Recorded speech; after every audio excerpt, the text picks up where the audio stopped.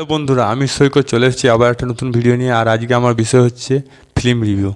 তো আমি কি ফিল্ম নিয়ে রিভিউ করতে চলেছি সেটা আপনি জানতে পারবেন, এবং আমি এই ফিল্মে পজিটিভ আমার কী কী লেগেছে, নেগেটিভ কী কী লেগেছে সেটা আলোচনা করব।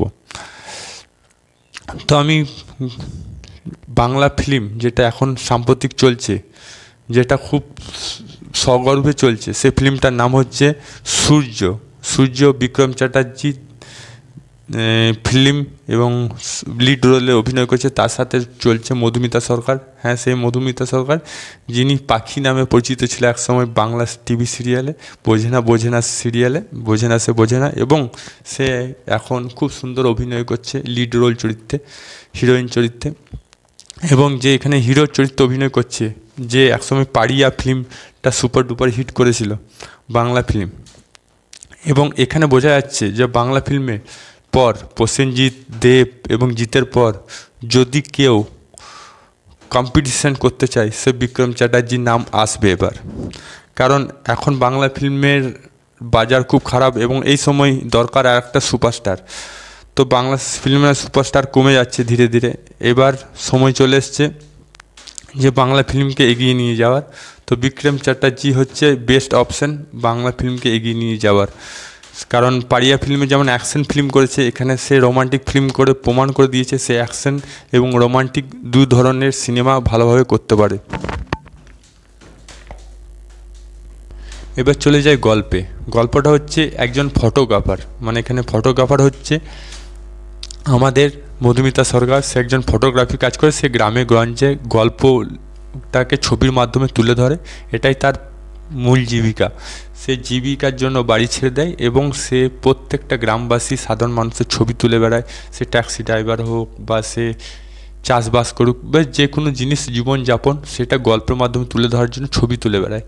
এবং অপর দিকে যেখানে নায়ক চরিত্র অভিনয় করছে, সেও একজন ভালো চিত্রকার, ভালো ছবি আঁকে, মানে আর্ট পেপারে পেন্সিল আর্ট বা যাই হোক, এবং সে ছবি আঁকতে ভালোবাসে এবং তার সাথে সাথে সে গ্রামের দিন দুঃখী মানুষের সাহায্য করে বেড়ায়। এবং একের অপরের গল্প দুজনে জানতে পারে এবং শেষ পর্যন্ত তাদের কি মিলন হয় সেটা জানতে গেলে আপনার নিকটবর্তী সিনেমা হলে যেতে হবে। এবার চলে যাই এখানকার পজিটিভ দিক। ফিল্মের পজিটিভ দিক হচ্ছে এই গল্পটা মালায়ালাম ফিল্মের রিমেক হলেও এই ফিল্মটা খুব সুন্দরভাবে সাজিয়ে তুলেছে। দ্বিতীয় কথা, এই ফিল্মের গল্পটা মানুষকে যাতে ইন্টারেস্ট বেড়ে যায় সেই জন্য একটু টুইস্ট রেখেছে। টুইস্টটা কি, যে আমি যদি কোনো মানুষের সম্বন্ধে জানি বারবার এবং তাকে আমি যদি নিজের চোখে কোনো দিন না দেখি, তার প্রতি ইন্টারেস্ট কিন্তু অটোমেটিকলি বেড়ে যাবে। মানে যে কোনো মানুষের, যদি আমি কোনো মানুষের ঘটনা শুনি ছোটোবেলা থেকে, যেমন এক্সাম্পল, ছোটোবেলা থেকে আমরা শুনেছি তাজমহলের গল্প, এবং যদি কোনো ছেলে মেয়ে যদি তাজমহল দেখতে যায়, তার অনুভূতি আলাদা হবে, আনন্দটা আলাদা হবে, ইন্টারেস্টটা আলাদা হবে। সেরকম যদি কোনো মানুষের ইচ্ছা থাকে কোনো জিনিসের জানার, এবং সেই যে মানুষের জানার তার গল্প যদি জেনে থাকে এবং তাকে যদি চোখে না দেখে, তার প্রতি ইন্টারেস্ট দ্বিগুণ বেড়ে যায়। এটাই হচ্ছে প্লাস পয়েন্ট। আরও একটা প্লাস পয়েন্ট লেগেছে, এবং শেষ দিকে যে মিলনটা হয়, কীভাবে মিলনটা হয় আমি বলবো না, কিন্তু এইটুকু দুর্গাপুজো বিসর্জনে মিলন হয় এইটুকু বলবো। এবং সেটা শেষ সিনটা খুব সুন্দরভাবে তৈরি করেছে। এবার মাইনাস পয়েন্ট আমি যেটা বলবো, মাইনাস পয়েন্ট কিছুই না, এই ফিল্মে হিরোটাকে কেন অফার দেওয়া হচ্ছে না, কেন তাকে সাপোর্ট করা হচ্ছে না।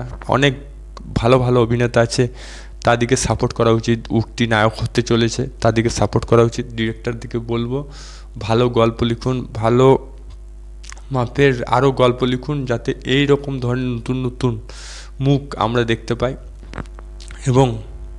এবং ভালো ভালো সিনেমা উপহার পাই। এবং নতুন নতুন নায়ক হলে কী হবে, কম্পিটিশানটা ভালো হবে, বাংলা ফিল্মে ইন্ডাস্ট্রিটা গ্রো হবে, বাংলা ফিল্ম ইন্ডাস্ট্রি। এটাই ছিল মূল বক্তব্য। আপনাদের মতামত কী সেটা কমেন্ট বক্সে এক্ষুনি লিখে জানান। যদি ভিডিওটা ভালো লাগে তো লাইক করুন, চ্যানেল নতুন থাকলে সাবস্ক্রাইব অল বাটনটি প্রেস করুন, যদি ফেসবুকে দেখে থাকেন তো পেজটা ফলো করে দিন। আবার দেখা হবে নতুন কোনো ভিডিও নিয়ে। ততক্ষণ জয় হিন্দ, জয় ভারত, ভালো থাকো, সুস্থ থাকো।